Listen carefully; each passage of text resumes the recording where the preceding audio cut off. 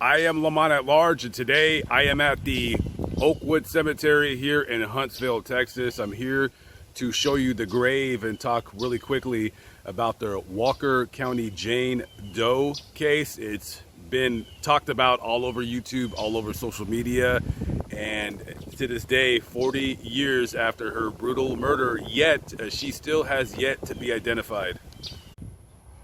Oftentimes when I do videos or I'm looking for interesting subject matter to speak about, I'll go through dozens and dozens of unsolved murders, victims who were found who were not identified.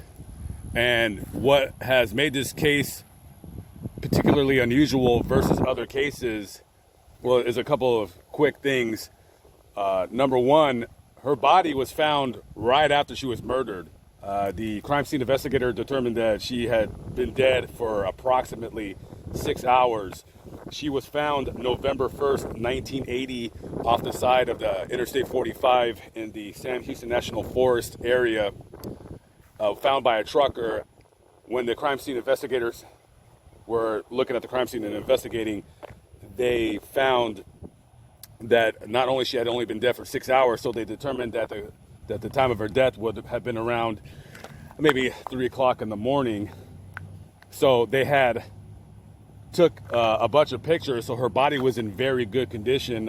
It was a very traumatic murder, to say the least. If you don't like post-mortem pictures, please do not look at the screen right now. I'm going to post some pictures of what she looked like when she was found. She was strangled via ligature. She was sexually assaulted. She was raped with a blunt object, vaginally and anally. And it is suspected that whoever killed her, to stop the bleeding from her vaginal area, has shoved her panties up in her vagina, which is how she was found. Guys, this was a brutal murder. There is no words that I can tell you to get around that fact. If you don't like brutal natures of crimes, then you probably want to stop watching this video, because this was a horrific crime. Also, during the autopsy, the medical examiner also indicated, this girl was not a poor person per se. She had some dental work done. She's had cavities filled. She had good teeth. Her fingernails were clean. She had painted toenails and fingernails. It is indicated that she did not come from a poor background.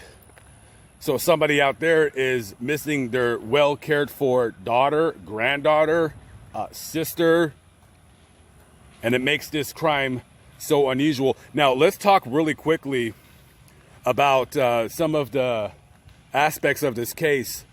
So this girl was a runaway. We don't have a positive identification, but we do have several people in the Huntsville area who have claimed to have seen this girl when she was alive. There was a waitress that worked at a restaurant where this girl had gone into to eat, and she had asked her, because this girl looked really young, the waitress guessed that she was maybe 14, 15 years old. And she had asked her, "How old are you?" And she said, "I'm 18. The waitress did not believe her. But the waitress also said that she was very well cared for. She was well cared for. Now, maybe she looked like she had slept in her clothes, a little disheveled, but for the most part, she looked healthy. Her weight was fine. There's no signs of any kind of marks or anything weird, no signs of any kind of drug abuse with her. She had asked her where she was from, and she claimed she was from the Rockport area of Texas, and that she was here to visit a friend who was locked up in prison at the Ellis unit here in Huntsville, Texas. So after the quick discussion with her, the girl left.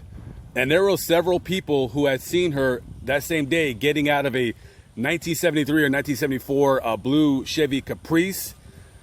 Another witness claimed that she had gone into the last noted sighting of her was of her getting into a station wagon. It was either a maroon or burgundy colored station wagon with 3 adult males inside of the car. And that was the last anybody has ever seen or heard of her. She was last seen wearing a white blouse with a yellow pullover. She had blue jeans. And her body was found the next day after the Halloween, where she was running around town and everybody just kind of noticed her. So here is her grave right here. This is the Walker County Jane Doe. And it simply says on her grave, unknown white female died November 1st, 1980.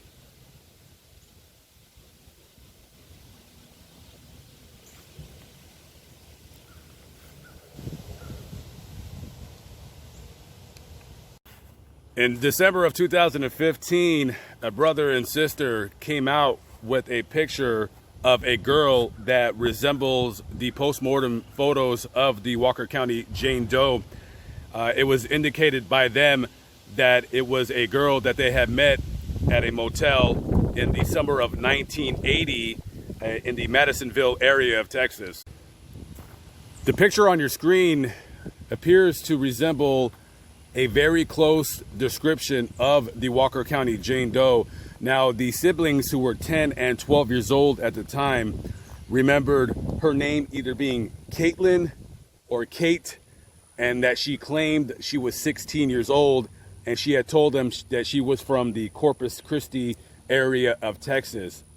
She was staying in a room with a white man and a white woman in their mid-30s.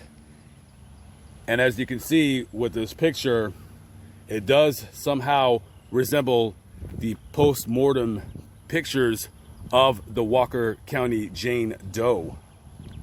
With the advancement of DNA technology, Walker County Jane Doe was exhumed for DNA comparison and analysis in 1999, but yet there was no leads on any matches through the online family DNA databases available to us in this country. 40 years later, she is still unknown. This girl deserves a name on her grave. The brutality of this crime, without question, is god-awful and horrific. If we can find out who this girl is, we might also be able to find her killer. If anybody has any information on this case, you are implored to call the Walker County Sheriff's Department Homicide Unit. Their number is 936-435-4200. 936-435-2400.